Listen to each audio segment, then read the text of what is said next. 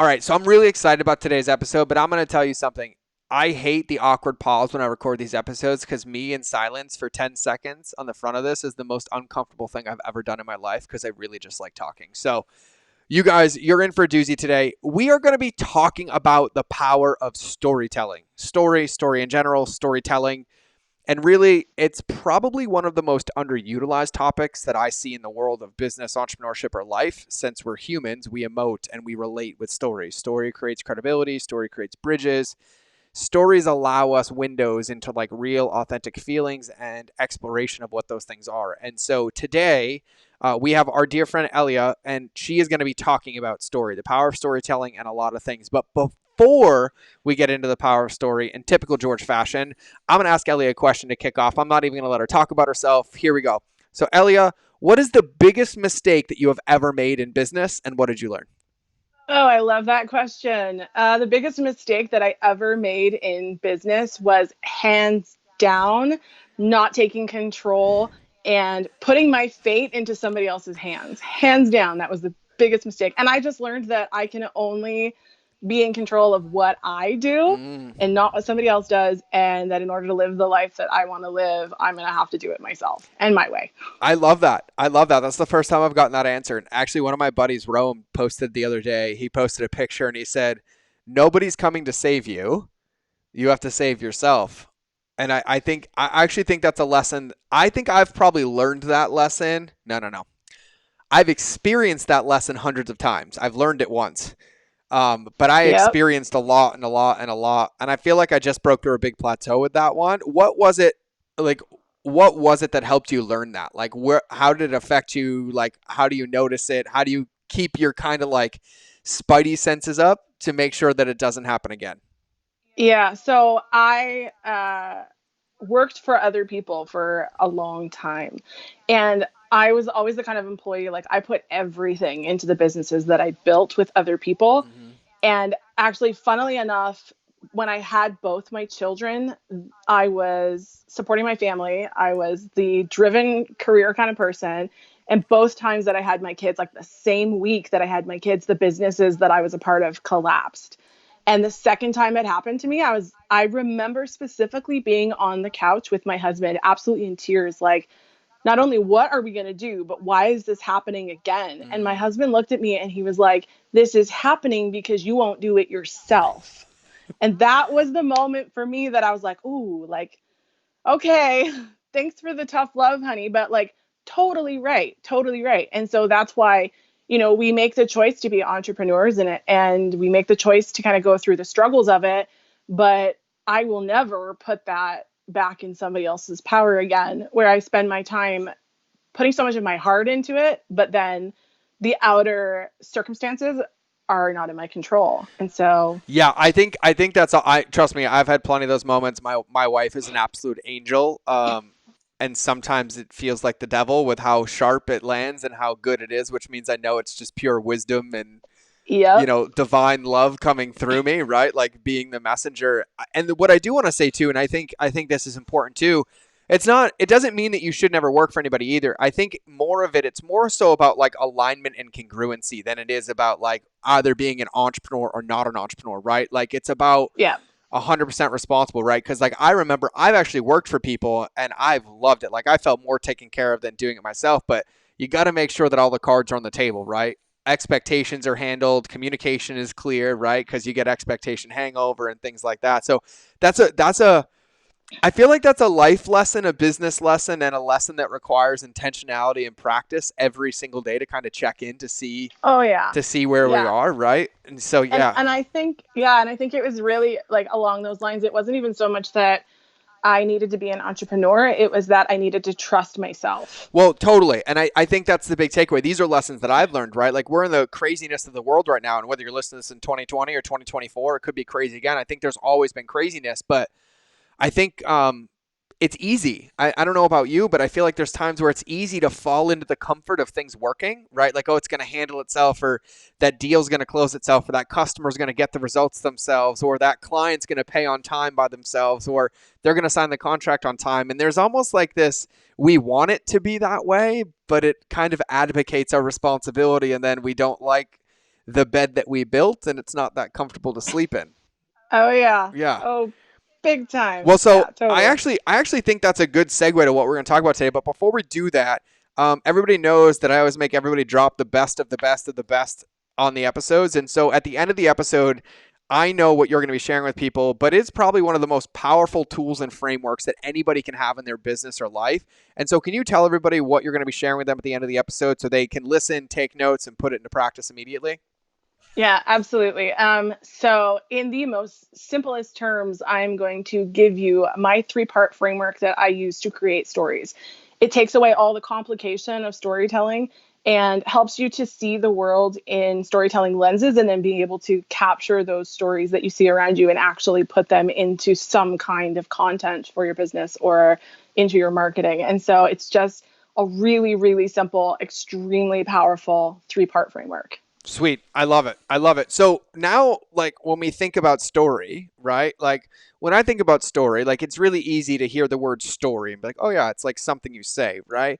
Um, but I know that there's a lot of levels that come into story, right? And one of Yeah. them is, I heard this advice a long time ago when it comes to book writing, right? Like, you can't write a book that you're in the middle of.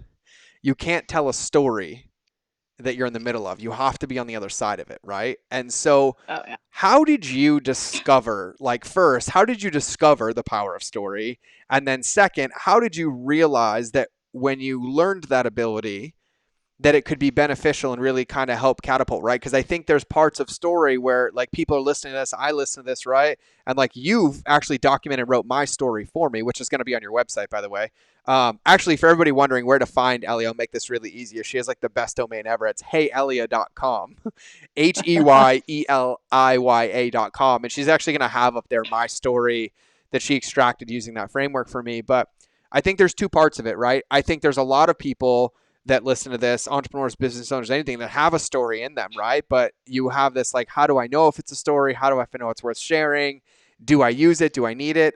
Or you already know what it is and you kind of don't share it and have it out there. You suppress your voice. So can you just kind of like give me the background of like your experience? Like, how did you fall into story? Where did story become so powerful for you? Where did you like realize it was a tool that you could utilize? Like, it's kind of an interesting concept, right? Like you like are a Yeah. storyteller, and so you got here somehow. Like you weren't born that way. So I'd love to hear about it. Yeah, absolutely. Yeah, and it's so funny that you say, "How did I fall into it?" Because I totally, 100%, I literally fell into it. I had a friend of mine who was like, "Hey, do you want to, work with me and write some stories and build this kind of company?" And it would happen to be in horse racing. And I was like, "I love horses. I grew up in horses. It's what I'd done my whole life." I was like, "Yeah, sure." Thinking to myself, like, yeah, I'll just put something together, not knowing that I was a storyteller at all. I wrote the first story that I wrote for that company went nuts. It went banana. It broke all the records for downloads on their website and hits on their social media. I mean, it just like broke everything. And I was like, wow, I think I might be kind of good at this. And it really came out of that. And that turned into building a community of people really based on exceptional storytelling. So, how can we get someone closer to the thing that they love or desire the most in the world through telling stories that take them there? And so we did that. We told stories that created community. And that kind of helped me segue into seeing how the power of it in marketing, that it builds community and it brings people closer to the thing that they want the most, because you can tell the story that helps them see that and that helps them take them there. Um, and so that's really how it like started for me. Was I had no idea I was any good at it. Now, did you already were you already like writing or quote unquote copywriting or how did the whole thing came Nope. about? They're like, hey, we're gonna launch this business or we have this company. It's about horse racing and we want to document the journey. We want to tell stories. Hey, Eliya, you've never written before. We don't know if you can do this. Can you do this? Was it kind of that? Literally, it was that. It was that. It was through a connection that I had made, and we had kind of joked about it in the past. There was somebody else that had done it in the same field, and we were joking about, um, sort of like yeah, I could do that. Sure, I could do that. It's just storytelling, right? It kind of came out of that. I was like, it's just kind of telling stories. But then when I did it, I got smacked in the face with like, no, this is very powerful. Well, This is powerful stuff. yeah, yeah. And I actually want to ask you about that, right? Like I've had a lot of that. I think entrepreneurs, people in life in general, like one of the gifts is that we get to try a lot of things and then something lands for us. It resonates with us. And it's like, hey, this doesn't feel like work. This feels like flow. Like this doesn't feel like something I have to do. Like I'm excited about this, right?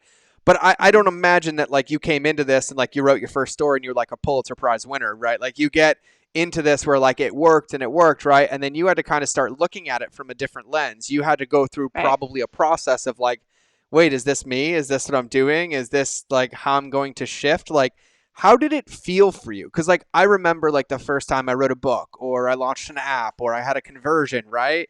You're like, oh, I'm going to do this. I know I can do this. I know I can do this. And for me, once the result came, I was like, wait, I have to do this now. Wait, what is this that I'm doing? Like, was that luck? Was it there? Like, did you experience any of that? Like, I call it like the success guilt that comes or the success reflection, right? You're like, oh wait, it Oh worked. yeah. Why did this work? What was it? Like, what was that like for you? Oh yeah. Well, that was a long process for me because storytelling like wasn't something that I came into in like an analytical way. It was like very natural. And then it was working and it was converting. And then I got into the copywriting side of things and using the same tactics and seeing that that was working. And then I had to kind of backtrack and be like, okay, but like, why is this working?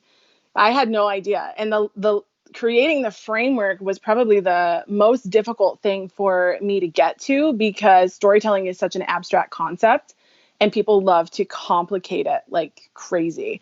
Um, and it just worked for me. So yeah, I totally had that of like, I don't know what I like, and I don't know how I can help other people do this. And I knew that the power of it, like I had experienced how incredible it was so many times, and the communities that we created and all the results that we were getting. But more than that, the people that would send me messages being like, oh, I read this article that you wrote, or I read this piece that you wrote, and like I cried, or I, you know, laughed, or it reminded me of something else, or would just come out and like openly share with me their own stories. So I knew the power of it, but I was like, how the heck am I going to translate this into something that's tangible? So there was a ton of like, yeah, maybe I'm good at it, but like I can't help anybody else this way. Totally, That totally, was hard. totally. So like, there's almost like this acceptance, right? Like you're like, okay, like I did this. I said I would do this. I have it. Now I have to own this. Yeah. Right? Like I have to own this, right? So let me ask you this. What were you doing before you wrote stories for this company? I was working with my family. We were raising racing greyhounds. Oh, That's what we did. okay. Yeah. We raised, so like totally, so in the animal world, because I'd have been in the animal world my whole life from the time I was 14 as a business. Mm-hmm. I was doing animal stuff. But we had a greyhound kennel, incredible state of the art kennel, and raised puppies from the ground up in the number one, like care first, love first, everything. And I was doing that. It So, was totally so different. what you're telling So me I, is you were born into entrepreneurship and copywriting and storytelling, right? Like yeah, it just took me a while you were just born, time to you were get born there. into it, right? No, I actually think that's an important part. Like I think that's really interesting and definitely warranted to like pay attention to the where like what it sounds like is that you said yes to an opportunity. You believed in yourself in that opportunity, and you're like, you know what, like it's not a big deal, right? I'm going to do it knowing that you'd be tenacious or disciplined enough or intentional enough to figure it out. And then you obviously got to a point where you were like, okay, I'm going to write stories now. And then you had to start making some decisions, right? So did you Yeah. write stories for this company while still raising greyhounds or like what was that like for you? Yeah, actually, what happened was we were raising greyhounds. I was with my family, and I had my son in October. And in November, we had a really horrific incident happen in the family. And I had everybody around me disappear. Mm. I lived next door to my family, and they had to leave for their own safety. And I was a brand new mother and had all my entire support system beside my husband. They left. And I literally, it came out of necessity. Mm. It was like, I got to do something. And it just, it was amazing because I was good at it and it supported our family, ended up supporting our family. But the transition wasn't something that I made on purpose. Mm-hmm. It was purely out of necessity. And it just was the thing that I continued to fall back on every time that I pivoted my business, every time that I wanted to try something different, every time that I had to kind of change or adapt. I couldn't get away from storytelling. I couldn't. Isn't it funny how our past always kind of find us and they smack us in the face until we accept Oh them? yeah. Yeah. Oh yeah. Oh yeah. Yeah. Oh yeah. I was actually getting interviewed on a podcast this morning, Dom's podcast. And I was like, I'm not like most people. Like somebody gets hit in the face with a 2x4 and they learn their lesson. Like I'm like, no, I still have 16 teeth left. Hit me a few more times, right? Like, Oh yeah. Yeah, yeah. Oh, that's totally the way it was. Because so I worked for this company and we did incredible things. And literally the same week I had my daughter. So I was literally in the hospital with my daughter and that company fell apart. okay. And here I was again, right? Here I was literally again, a few years later now. But once again, like the rug had been pulled out. Mm-hmm. And it was like, now I really have to fall back on what I know and trust and love and can do. Um, and it's happening again right now Yeah. So because of this. yeah, So, yeah. So I wanna rip the rug out of this one, right? So I've been oh, through great. this. I go through this all the time, right? And for those of you like listening, so two funny things. Number one, Ellie and I know each other. We work together. She helps me pull out my story, so we share tears a lot and growth and things like that. And then Oh, yeah. number two is if you're watching the video of this, you just met my wife through the shutters behind me because she was yelling at the landscaper to turn it down because they decided to come weed whack outside my window while recording a podcast. So apparently I need to put 2 not disturb signs or in studio recording on my lawn as well. And what's really Right. funny is I just had this realization. Why do I have landscapers? We have artificial turf. I actually wonder what they would do. I think they're just getting rid of weeds. Pretty funny. So the reason I want to ask this is as I think it's really prevalent. So as I hear you talk about this, Eliya, and this whole podcast gets to be a story to be congruent, but I know that there's a part of things that come up for me. And I'm just going to venture out on a limb here and make a pretty aggressive statement that once that story took off, you probably had thoughts of like, oh, it was luck or oh, it wasn't me. And you basically advocated your ownership of it and gave other people credit and kind of refused to own it. Oh, yeah. And you know me well enough to know that that is my thing always. Mm-hmm. Always is my thing. So I Uh, have a question before I even let you get into this okay. because I do want to explore this. I think it's a really important topic and it's actually, in my opinion, probably one of the required pillars in an accurate story is understanding all the parts of the motivators underneath it, even if you share it with different wrapping paper, right? Oh, yeah. So one of those other questions that I haven't asked anybody, so even if you've listened to the podcast, Ellie, you're not going to know. What does that cost you in your life and business? What does what cost Not me? owning your sovereignty or your Oh, greatness. it's cost me. So it's a double-edged sword. It's cost me a lot of time, Mm-hmm. struggle. But on the flip side, I had to hit those bottom points because I'm a huge believer that you cannot know the top if you don't know the bottom, right? You cannot know one if you don't know the other. So it's cost me years of not telling stories, of not helping other people tell their stories, of not, creating my own security for myself and my family. So the cost is super high. I do want to say you can know the top without standing in the bottom. You just have to Oh see the yeah. bottom. Like, Oh yeah. you know there's lava down there. You don't have to jump in the volcano to figure it out, right? Like Yeah. I just want to Yeah. I think the reason I'm asking this is because one of the critical parts for me, for everybody listening, about story, about emotion, about humans moving people forward, like you said it earlier, like the power of story is helping somebody move one step closer to their goals or to their vision or to that dream life. But I think, Eliya, one of the parts that most people neglect about story is sharing the raw, authentic, deep down feelings and consequences that have allowed that to come out. Yeah. Right? Like, would you, yeah. And so when I think about this, like, you wrote this massive story. went nuts about horse racing, you know, blah, blah, blah. I can't tell my wife, right? Because we have lots of horses and that's our world too. Like I'm surrounded by horses. And then you had to go through like a growth process as a human, as a mother, as a wife, as a breadwinner, you know, money maker, as an entrepreneur, as a wait, this is what I'm really doing. And I venture that wasn't an overnight process. Oh no. So can you Oh kind no. of And walk me that's, through like what that was like? oh my gosh. I mean, it was everything from the struggles daily of I'm not enough, I cannot do this. Uh I will never be able to do this. What will people think? All the way to I suffered massively with postpartum anxiety and depression with my son. I mean, horrifically. Mm-hmm. Um, and so that all came into it. It was all of the failures of trying and trying and trying to write for different people and do different things and have it fail so many times. There's the beauty about stories is that your life is not just, it does not have to be just one. There's so many stories. Mm-hmm. And when I talk about storytelling, I often talk about like every story has a lesson, right? The whole point of storytelling is you're trying to get someone somewhere or to see something. There's one intention behind it. And that one intention can come from a plethora of events in your life. And that's what it was for me, for sure, is it was like, I'm going to have to take the reins, right? I'm going to have to do this for myself. And that didn't come from one.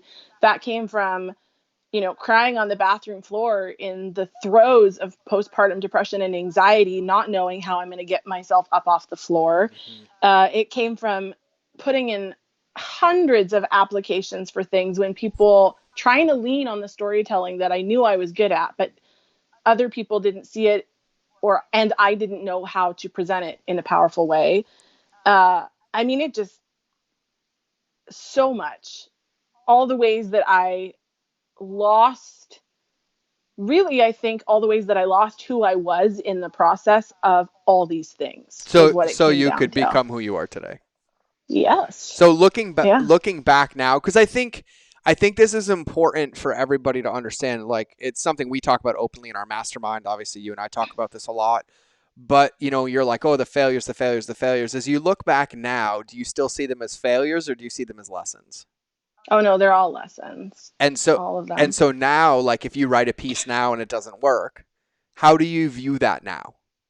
Oh, now I'm like, all right, let's try it a different way. That was great. Awesome.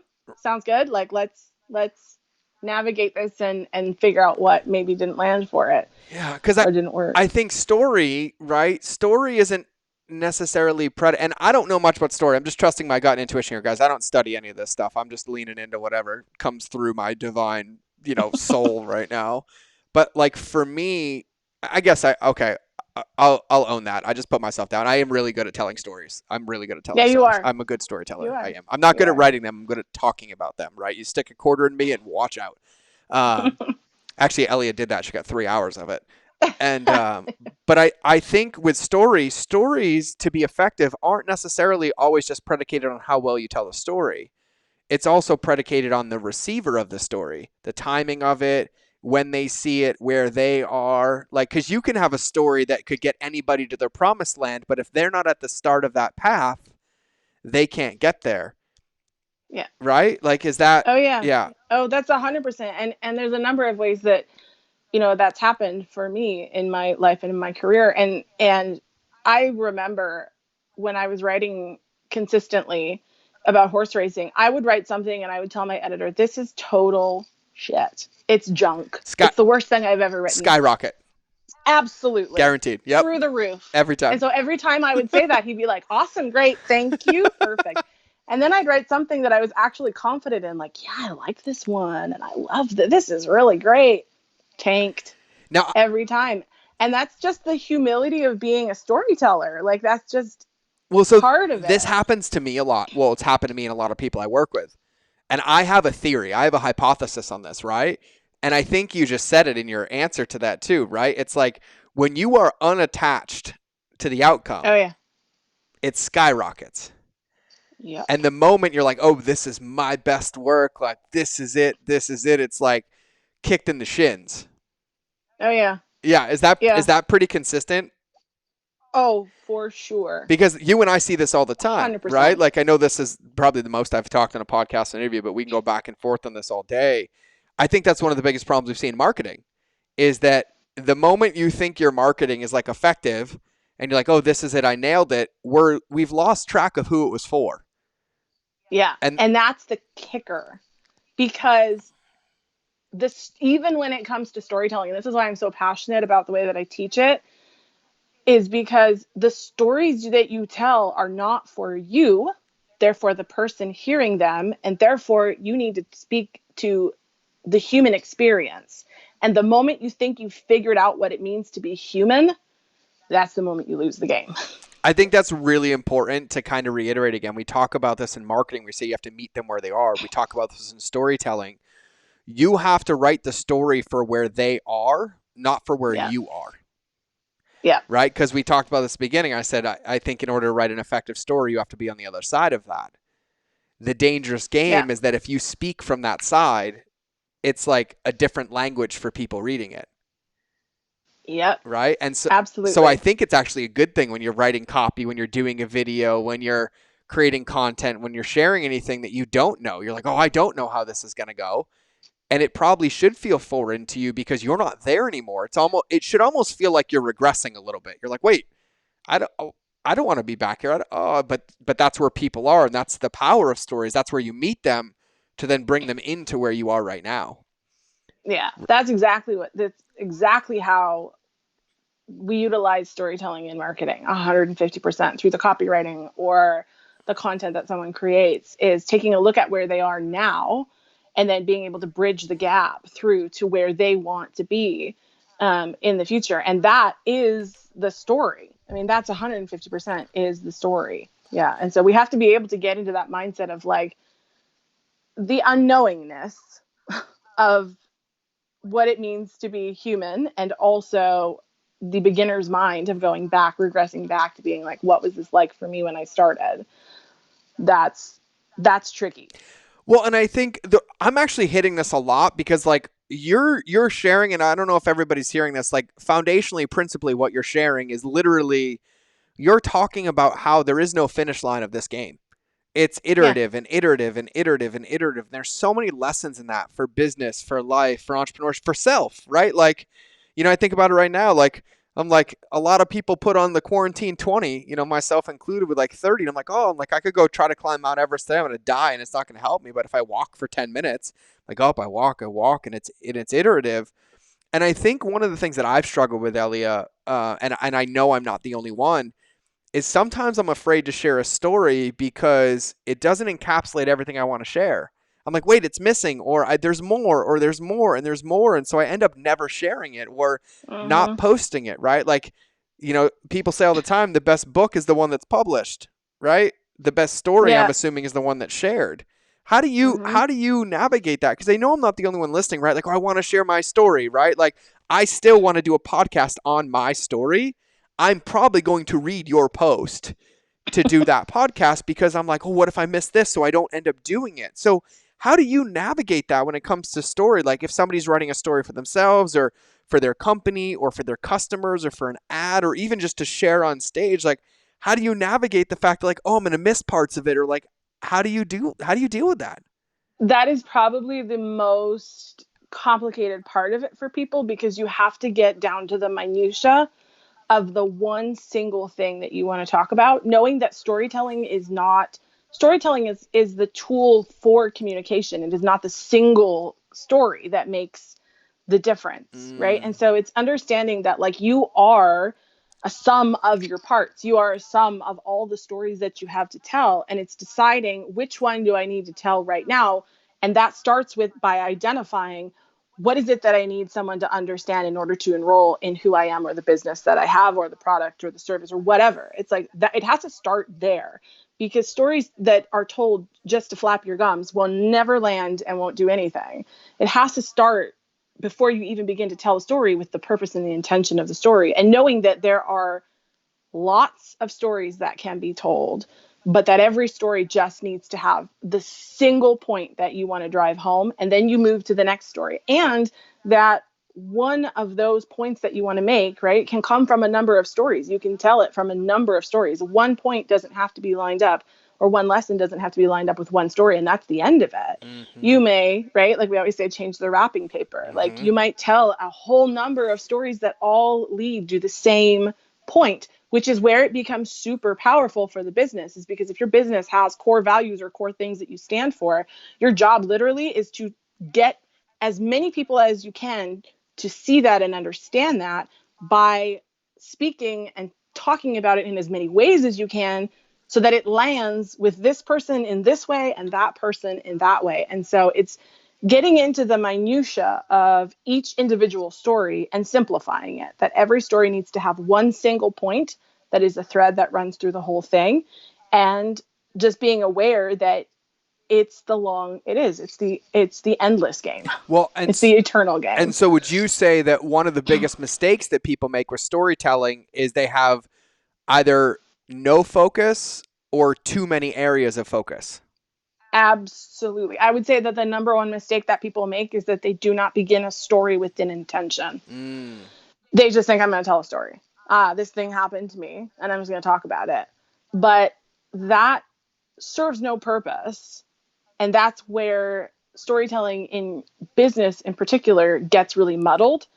Is I was literally, I just saw this thing the other day, and somebody said, posted somewhere, I can't even remember where it was, and the guy was like, sorry, nobody wants to hear your story. And at first I was like, ooh, hey man, what are you talking about? This is my business here.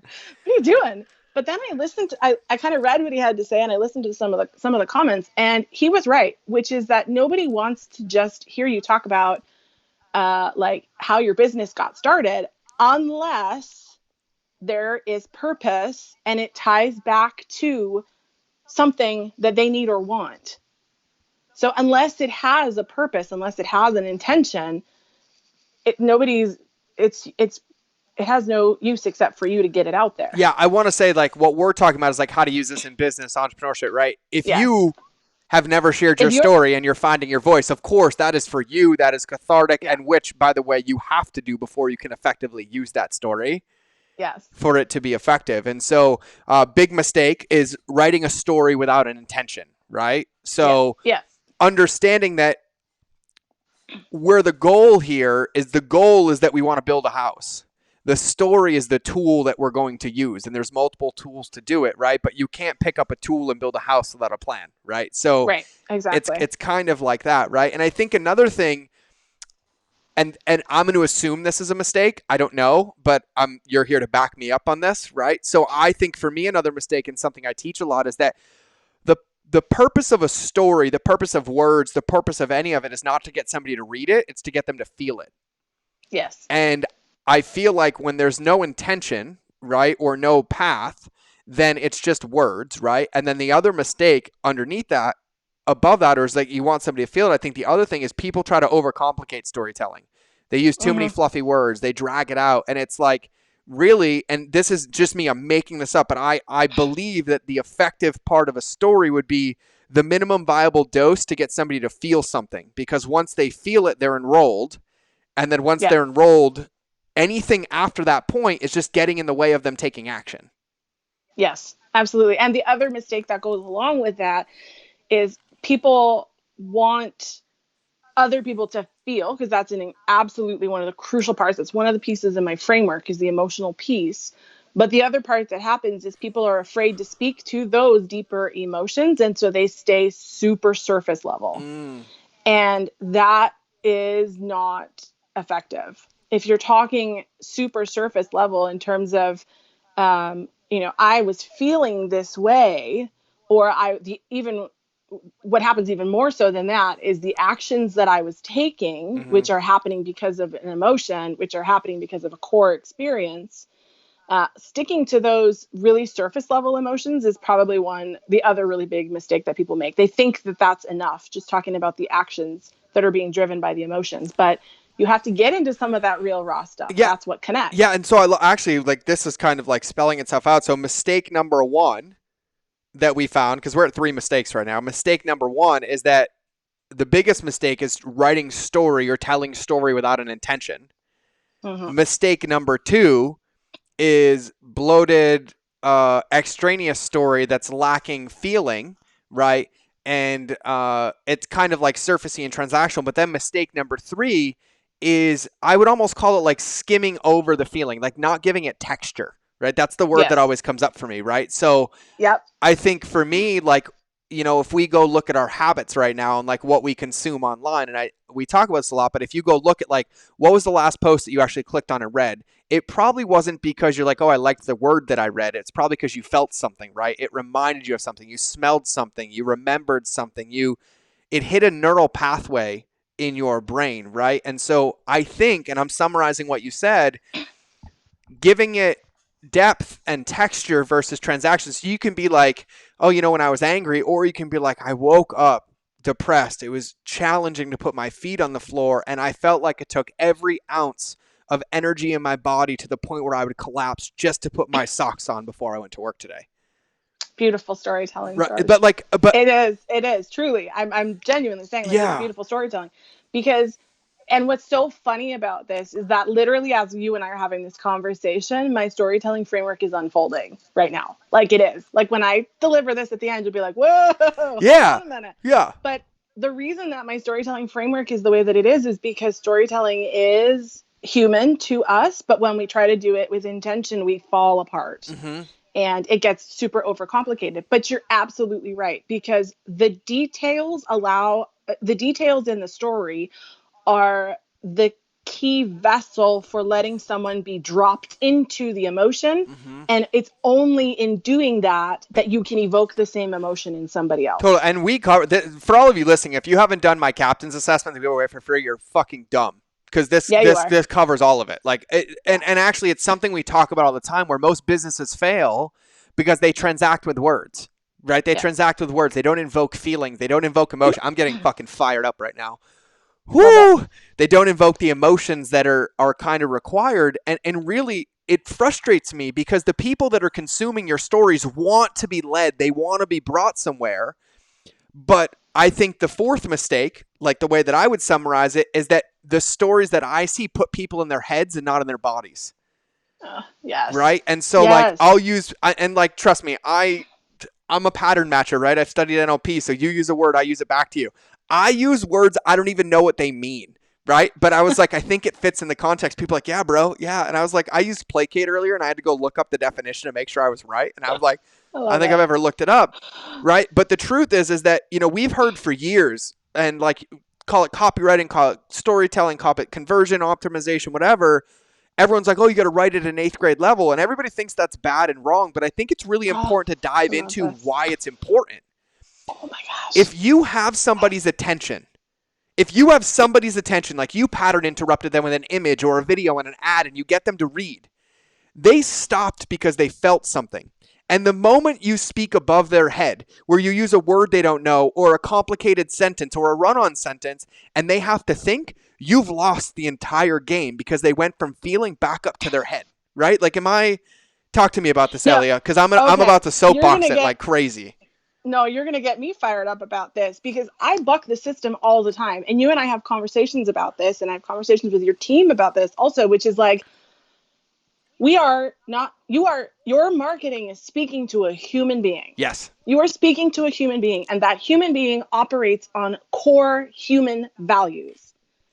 And for some reason, and I'm going to try not to get really fired up, but like, this is the big thing for me.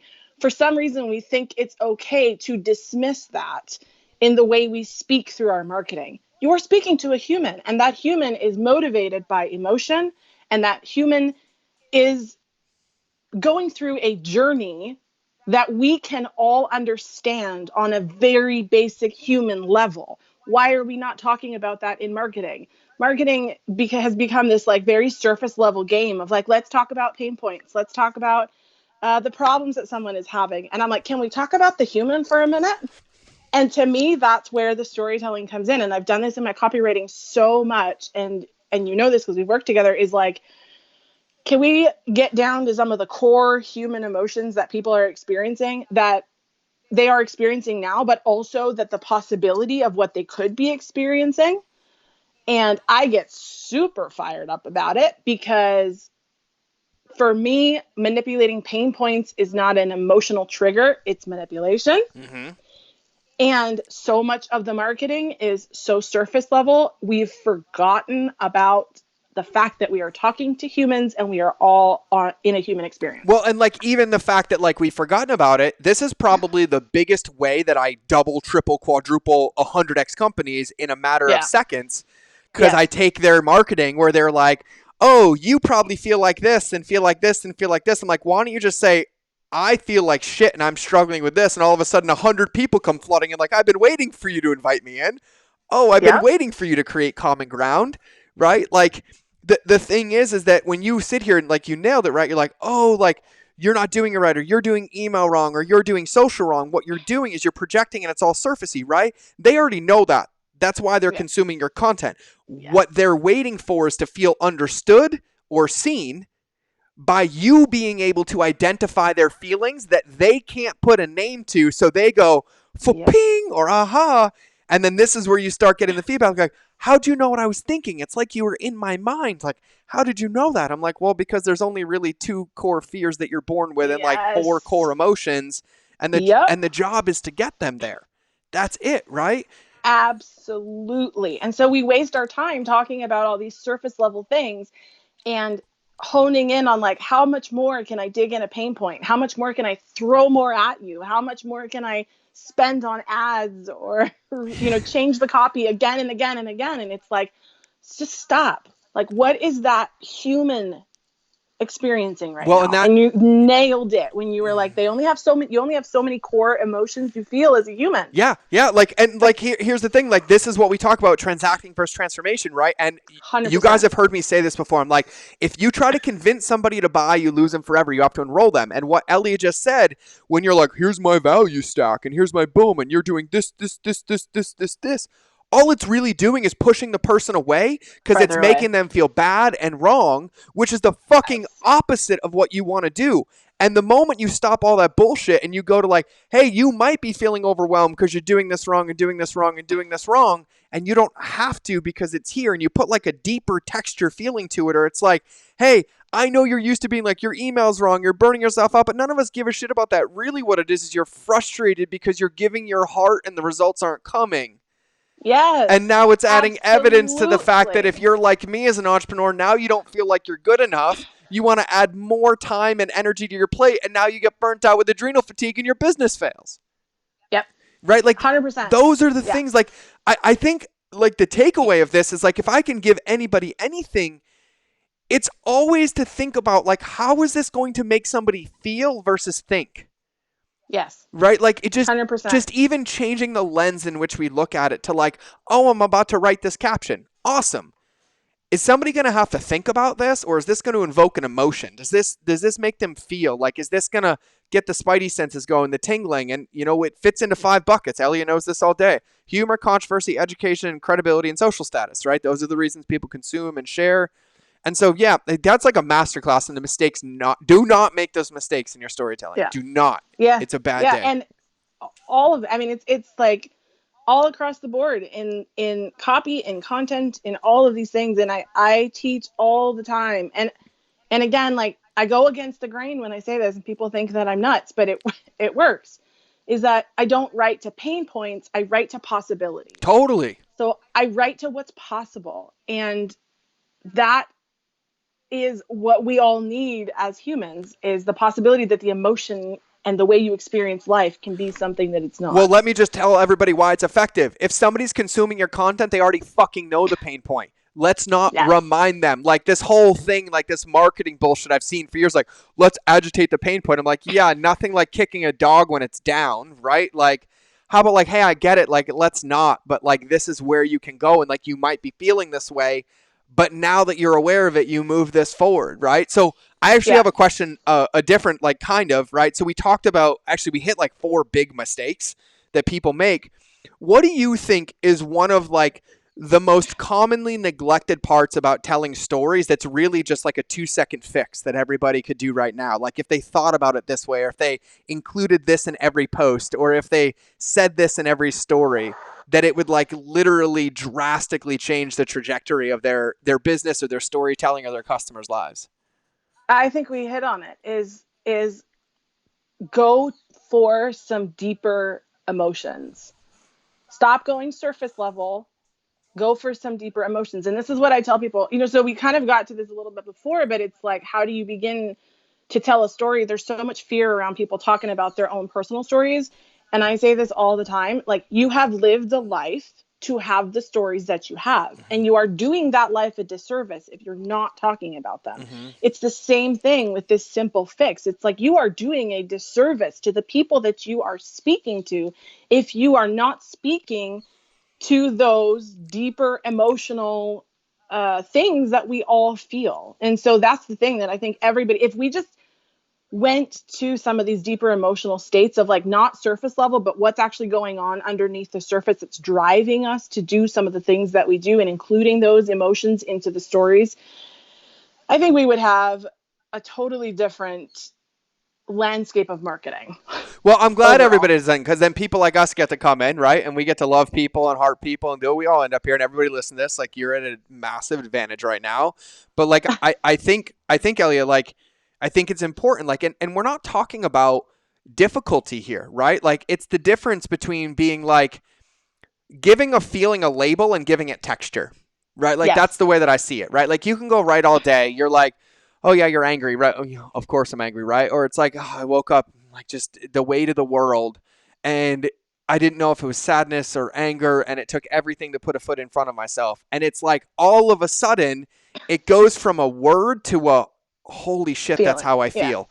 Holy Yep. crap, that's what I do. And just understanding that if you just give a little like window, it's almost like you tell a story about the emotion or about the Yes. feeling as a bigger part of the story. And so I think to sum that answer up, it's like as you think about yourself now, as you're writing captions, as you're writing stories, every time an adjective comes across your desk, ask yourself, how can I describe the adjective without using the word? Right? Yes. So it's like, I Absolutely. want to write angry. Okay, cool. How can you say angry without using the word? I want to write sad. How can you show sad without using the word, right? And remember, like, we're talking about story, we're visual creatures. Visual doesn't mean that you have to see an image or see a video. It means that it has to invoke a vision in your brain, right? It Yes. has to Absolutely. create that. So I love, oh man, Yeah. I'm getting excited. Yeah. That's absolutely what it is. And so I teach the levels of detail that go into these kinds of things. And it's similar in that we talk about emotions on this surface level. It's similar when you start injecting detail into story, is that Mm. detail like that, like you're talking about, has layers Mm-hmm. of intricacy, right? And so it's talking about those emotions. Like if you're going to take anger out of it, if somebody's standing 10 feet away from you, how are they seeing that anger? Mm-hmm. If they're standing face to face, what does that anger look like? And inside your body, what does that anger feel like physically, Mm. right? Those are layers of detail. And it's about adding the layers so that you bring someone deeper and deeper and deeper into the story that you're telling, um, by getting them there, showing them that. And I think what's important is understand why. Like, I'm always about why. Why is this so valuable? You're utilizing the levels of depth of your story to bring somebody deeper into their own. Absolutely. And That's why the intention is so important to begin and, with. and really, like, the win of storytelling is not that somebody reads your story and they're convinced that you're great and they're convinced that you're the hero. It's that somebody reads your story and they get convinced that they can be their own hero. Absolutely. Right? Like, Yeah. and nobody can get there when it's just like, oh, you're going to be a rock star, you're going to be a fitness model, you're going to be a good entrepreneur, and they're like, yeah, okay, I've been telling myself that for 35 years, right? It's Yeah. like, no, they have to like viscerally feel it, and you have to invoke that in everything that you do. um God, that's so good, so good. So I have another question. I'm going to talk about story all day. I'm getting fired up right now. um and I have another question for you. We'll hit on another one, but like I think it's interesting. And for entrepreneurs, listen, we're gonna have to do a whole episode on how to go from service based business to consultant. And Ellie, I've had it. That's Right. actually how Ellie and I met. Yeah. That is right. That was Yeah. the question you asked me. That was the question that I asked, is how do you make that Yeah. transition? So Yeah. we'll cover that in a different And episode. actually, and actually to back up from that, the reason that I even got enrolled in the first place was, so someone referred me, but the reason that I got enrolled in the very first place was because you were the very first entrepreneur that I ever saw openly speak about emotions. Yes. Yeah. That's Imagine that. why. Like I don't shit I know. rainbows and ride unicorns around, right? Like I'm like, no, Yep. life is hard sometimes. Like Yep. that's where these moments come from. So before I get into any more story, I have another question for you because I love mixing this in, right? So we know a lot about you. We know a lot about your motherhood, your postpartum anxiety, this transition, right? What is one thing you've been afraid to tell the world that nobody knows about you that you have to now as I sit here in silence? Oh my goodness, what a question. You have to be selfish in life. For the first time in my life, I am being selfish. I am saying, and actually, you've been a huge catalyst on this in a number of ways, of course, but for the very first time in my life, and yeah, I've never said this to anybody yet, not even my husband. I am sitting in the rooms I want to sit in unapologetically. Mm-hmm. Sitting in the rooms I've been afraid to take up space in, just totally unapologetically. Like, I get to be here because I've brought myself to this place. Mm-hmm. And two, not taking on other people's shit. I'm being selfish in that. Mm-hmm. So for the first time in my life, after all the years of motherhood and all the years of service to other people, I am recognizing how important it is to be a little selfish. Oh, you're putting your oxygen mask on first? Yeah, Yeah. What is it? imagine What that. does it feel like? Life is a lot better this way when you can breathe. Yeah. Yeah, life is a lot better when you can breathe. Yeah, So hugely. so first, I'm super proud of you for that, and everybody listening, Thanks. that was a lesson that took me 36 years to get to, right? And I think I figured out the lesson, and there's modulation between it and out of it, right? And that's, Oh yeah. but here's the Yeah. difference. I tell all of you, and I use it as the power of story, and you guys are like, this guy's fucking cuckoo. Like that's why we named this the Mind of George show, right? You have no idea what you're gonna get because welcome to what it's like to be my wife. Everybody go send Lindsay Jean flowers, chocolates, horses. I just don't want to pay for them. Whatever you want. So we're talking about story, Elia, and I actually think this is something that I struggled with the most. Is what story does everybody tell first? Right. So Ah. people right now, right? We're marketing, we're designing customer journeys, we're running ads, we have products, we have all of this, and we're like, we want deeper emotion, we want to do this, right? And I will tell you what is not effective. What is not effective is taking your current marketing and trying to add feelings without personal experience, right? Oh yeah. That's Yeah. manipulation. That's lying. That's why it never works. And you can smell it like dog shit from 25 miles away, right? So what story does everybody tell first? Like if everybody's listening to this right now and they're like, God, I get it, I get it, I get it, I get it. Like how do they go about figuring out what story to tell first? Yeah. Tell the story of why you do what you do the way you do it. Mm. So your business stands for something. Your very existence stands for many things, but some things you hold closer than others. The very first story that you need to be telling is why you do that the way you do it. Like, why is that important to you? Where did that come from in your life? And the moment that everything changed. That's the first story that if people could start telling those stories, we would do less pushing our experience on others and more inviting people into our space. Ready? So I'm gonna, Because we would. yeah, I love it. I'm gonna go on the other side. I'm gonna go the resistance side. But yeah, but like, what if people don't like my story? What if like I don't want to say that part of it, right? Like I'm gonna tell you right now, the most invigorating part about storytelling is going Eminem and 8 Mile. Like just throwing it all on the table. Like I do live in a trailer with my mom. Like a lot of you ask me, like I'm actually wearing a hoodie that says unapologetically authentic right now. Find that really unique. And I'm going to share this, and I don't talk about this ever, especially on my own podcast, but it's time. Civilized Caveman was successful on paper because I was hiding through story. I used story to protect myself. And so you guys are like, oh, he's talking about bulimia. He's talking about sexual abuse. He's talking about this. But the only stories that ever came out of me were calculated to keep you at a distance, right? You'll notice I told the stories with confidence. I told them very clearly. I talked about them very openly, right? And it wasn't until about a year and a half ago where I learned that you can't manipulate an authentic story. The story has to come out. But what I was afraid of is that if I didn't share my story, nobody would like me, right? Nobody would know me, nobody would follow me because I couldn't get attention. So I would, add fluff, things like that. And then when I started telling my story, I'm like, oh, but they can't know all of it, right? Because then they're going to leave me and they're going to leave me and they're going to leave me. And there was some few defining moments in my life. But here's what I found. Now I'm unapologetically my authentic self. Like what you hear on this podcast is me. Me as the husband, the father, the business owner, the guy who struggles, has depression, anxiety, PTSD, and then has moments of joy, rainbows. And I have way more rainbows, unicorns, and Care Bears than I do anything else. So I'm okay with that now.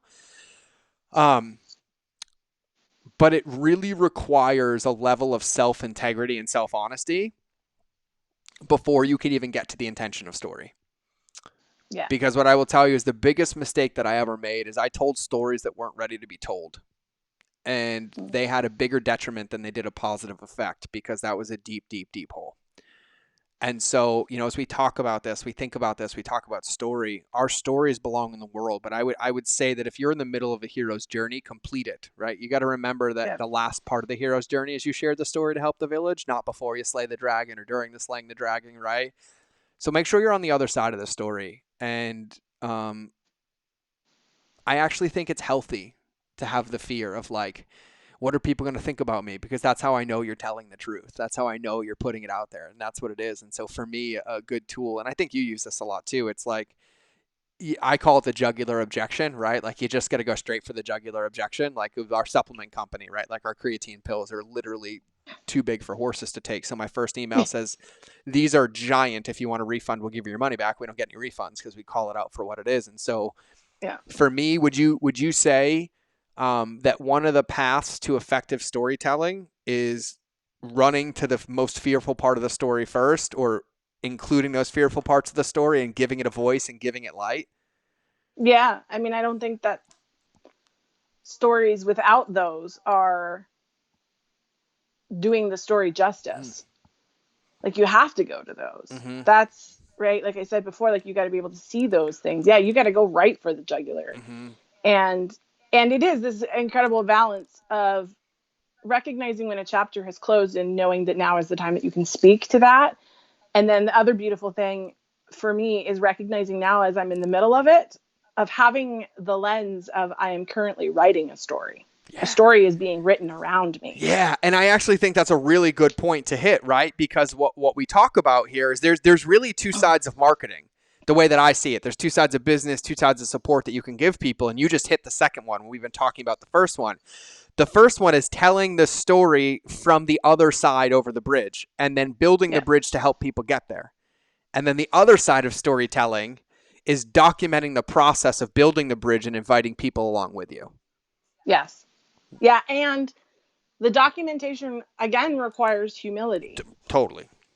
Right? To be like, I don't have the answers right now. And I think that's so different in how you market, right? Is you're like, I don't have the answers to this right now, but I'm in the middle of it and I'm figuring it out. And here's what's coming up. And here are the observations. And so observations can also be stories without being an entire chapter, without having a full stop intention behind them. The intention sometimes is just, I've had this observation because I'm in the middle of something right now. Well, welcome to every sitcom, every movie, everything that leaves you with a Zeigarnik effect and open loops at the end of it, right? Like craving more, wanting more, but also that's a part of I almost said humanology. That's a part about being a human. I'm like I make up words. I all like the time. humanology.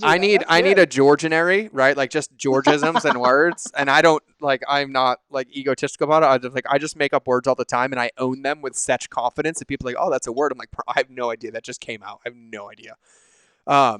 That's such a powerful thing. And I think, like really, I can't think of any moment. I don't know about you, like anything that doesn't require a story. Like how we talk to our kids, how we communicate, how we tell our friends how our days were. Like everyone's like, oh, how was dinner last night? You're not like, good. You're like, oh, I had this restaurant and I had this. And I think, Eliya, one of the things for me that helped me understand this a lot better, I've naturally always been able to tell stories because I used stories as a survival tool when I was younger to survive abuse and things like that. But I struggled with it a lot as an adult because I didn't realize how naturally gifted we are as humans. Human beings tell stories 24/7.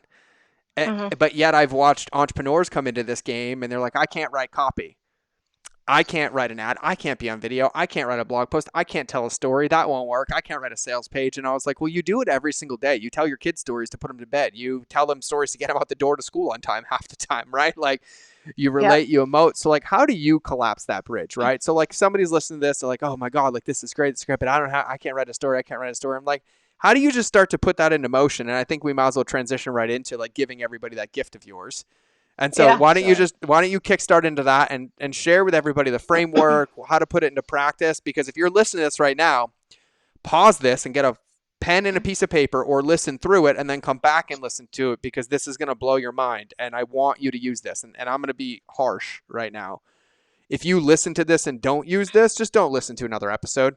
Like, just don't. Like, seriously, don't. Because one of the things about stories that evolves every day, authors continue to write to get better. Entrepreneurs, we continue to learn to grow. Life, we continue to learn to get better and iterate.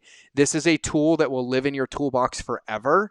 And there is no spot that you will ever not use this. And I've been through this. I've taught it with her. I've watched it taught.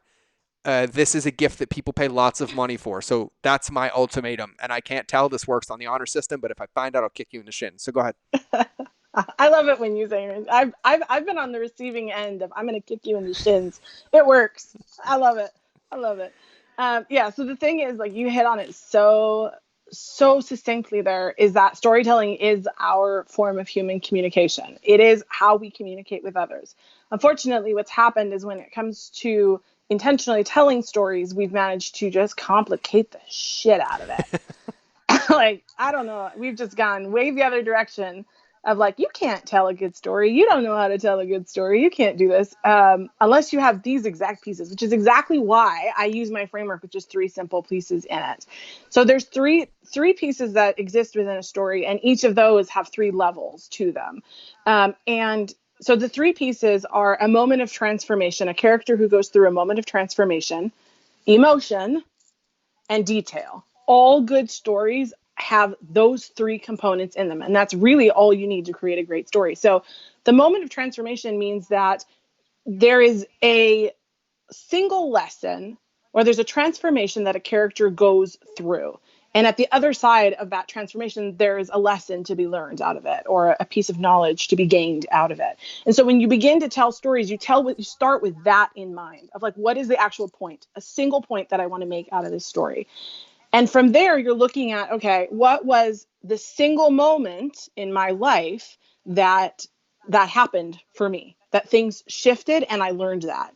And that requires the most stillness, introspection, reflection of the whole process of going back and saying, like, where did that happen for me? What was the single moment that everything shifted? Because there is a life that you were living and a before state, right? As George always talks about, there's a before state that you were in.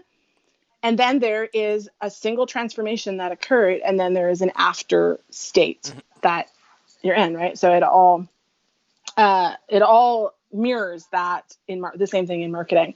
So you're looking for this single moment of transformation because an entire story, that's what it is. It's life before the moment of transformation, the moment of transformation itself, and life after the moment of transformation for that single piece of knowledge that you want to impart on someone else or share. So that's the very first thing. And so it's looking at what did I struggle with? What wasn't working for me? What was so difficult all the time? What was the cost of my before this? What was like we just talked about the cost. What was the cost of life before this? And then also the after. And then coming down to the single pinpoint when that happened. So that's the first part, is that you need to understand the intention, what you're giving away, what the wisdom is out of it, and the single moment that comes down to. Life before, that moment, and life after. And then we get into the emotions of it. And so we do not have the right to talk about somebody else's deep core surface emotions, and unless we make our way down into that. And so speaking to emotions is this art of starting with the surface, but then making your way down into the more core emotions of that moment of So transformation. it's a gradual decline. It's yeah, Yes. right. So envision like, hey, nice to meet you. Hey, you want to get coffee? Oh, you want to date a little while? Oh, you want to get monogamous? Oh, you want to get married? Right now, yeah. Exactly. Okay, got it. Yeah. Yeah, it's this slow It's a decline journey. into it. The story is a It is a journey. journey. It's a Yes, journey. absolutely. Absolutely. And so you're looking at, in that moment when the emotions are coming up, right? We're looking at what's happening on the surface level emotions. We're looking at what's happening beneath the surface. And then we're looking at the very core experiences as a human. So these things that we all struggle with, like fear and worthiness, Mm-hmm. right? Like, which are like two really core ones that come up. And so you have to be able to look at emotions in that way.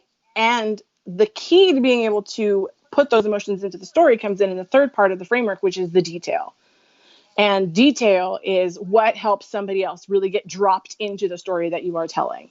And just the way that we work down through levels of emotions, you're going to work down through levels of detail. So when you're thinking about that moment of transformation and you're thinking about where you were and what's going on around you and how you're feeling, again, like I said before, you're looking at from almost like a 3,000-foot view. What did this look like? You know, what were the colors of things, and the way that you could recognize almost something from an airplane, right? Like the way the river bends or the way the mountain comes up, or all of these things that you're able to see from 3,000 feet. And then as you work your way down, again, it's like if you're standing face to face with something, what does this look like in that level? So these are the things like the textures of things, right? The really finite detail of the things that are happening. Um, the way that things felt like underhand or underfoot, the way they feel in the body. And then the very final level of the detail is being able to go all the way down into how did this feel in my body? So this is the thing of not just saying like I was sad and I was crying, but it's the thing of like tears are hot, and tears have this tendency to sort of sit on the edge of our eyes before they fall. Mm-hmm. Those are experiences within the body, and having those, being able to speak to those experiences of how the emotions manifest in such levels of detail is again what somebody else, no matter man, woman, I don't care who you are, you know that those feelings of a tear falling, you know those as a human. And so it's being able to speak to that level of detail of in the body what we're all experiencing.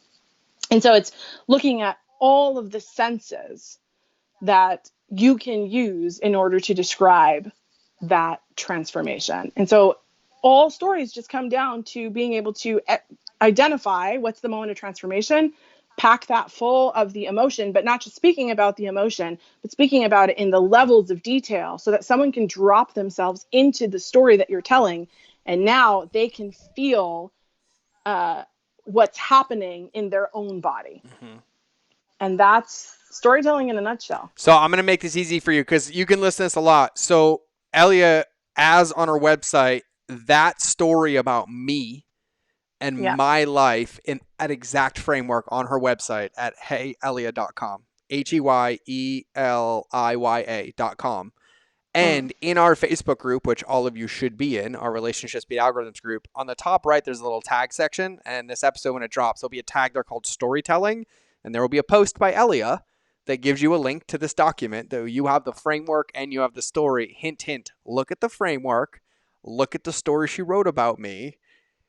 Take two and See two it in together, action. add it and make it four, and then write your own. Because what you're looking for is the principles and the foundations here that help it go. And one little hack I have that helped me a ton, Elia, with this, right as we wrap, is what you're talking about, that moment of transformation, right? Like an example for me is like, I walked up to my office door and I couldn't get in because there was a foreclosure sign. Everyone's like, what? Right? Like it's that like kind of pattern interrupt, right? Or like when I Yeah. held my son for the first time, whatever.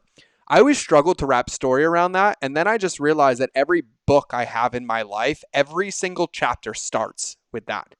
And Yeah. so like go to your favorite book and like just read the first paragraph of every one. And like you'll see this framework in action. You're like, oh, and it's what gets you gripped to read and gets you emotionally in. And so I just want everybody to know you're surrounded by examples of this all the time. And so I want you to observe, look foundationally at what they're doing, and then start applying these principles into your life and understand that this is not a perfect game. Like you're not going to wake up tomorrow and be like, I'm a master storyteller. Copywriters never stop learning. Storytellers never stop telling stories. Artists never stop creating music. Poets never stop writing poems, right? Authors never stop writing books. It's constant evolution.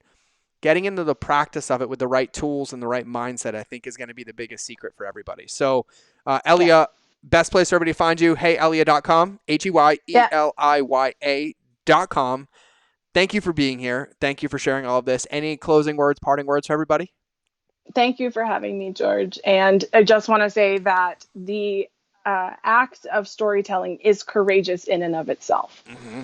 So that is courage. So just the act of going out and saying, I'm just going to tell a single story, you are already taking the step to be courageous. And the other thing that I'm going to do is I'm going to drop the full training for my storytelling framework in the group also, so that people can go there and get the complete training. You are welcome. It'll Get over. It'll have the Come over. workbook, but the whole training. It's like a 30-minute masterclass on this. Okay, mic drop. I didn't know it was there. coming. So Eliya wins the game. No better way to end the episode. So guys, remember that relationships will always beat algorithms. I'm sure I'm going to say this in the outro, but please make sure you subscribe, review, and let's say tell 3 friends that could use the power of storytelling instead of this episode. Eliya, thank you so much for being here. Have a beautiful day. Everybody listening, we'll see you in the next episode.